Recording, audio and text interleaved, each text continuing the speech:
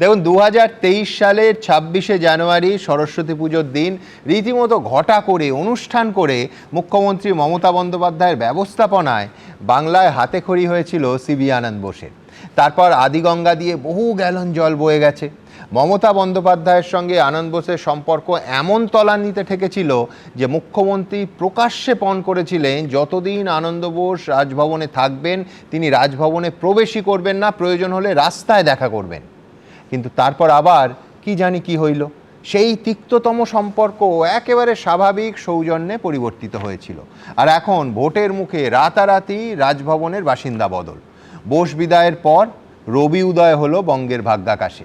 অনেকে রসিকতা করে বলছেন যে আগের রাজ্যপাল ছিলেন হাতে খড়ি রাজ্যপাল, আর এই নতুন রাজ্যপাল নাকি হয়ে উঠতে পারেন একেবারে হাতে ছড়ি রাজ্যপাল। অন্তত দেশের এই রাজ্যের শাসক দলের আশঙ্কা সেটাই।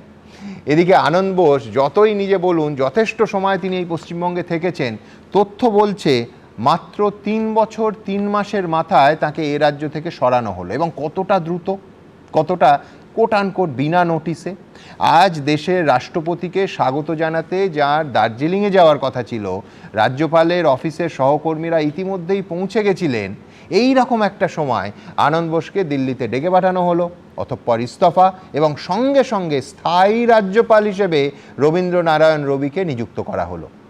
আজ আমার প্রথম বক্তা বিশ্বনাথ চক্রবর্তীর কাছে একটাই প্রশ্ন, এই রাতারাতি রাজ্যপাল বদলে তৃণমূলের আশঙ্কিত হওয়ার সত্যি কতটা কারণ আছে? দেখুন সুমনদা, আমি দুদিক থেকে আলোচনাটাকে রাখতে চাইছি। একটা হলো আপনার আলোচনাটাকে টেনে নিয়ে যে রাজ্যপালকে আমি অ আ ক খ শিখিয়েছিলাম সে আমার বাধ্য রাজ্যপাল, আর যে রাজ্যপাল আসবেন তিনি তো এখনও অ আ ক খ শেখেননি। শেখাতে গেলে আমার সময় লাগবে, বুঝতে লাগবে। ফলে এই শেখানোর আগেই যদি আমাকে আবার উল্টো শিখিয়ে দেয়, ফলে সেই ভয়টা কিন্তু অবশ্যই রাজ্য সরকার বা রাজ্যের শাসক দলের আছে।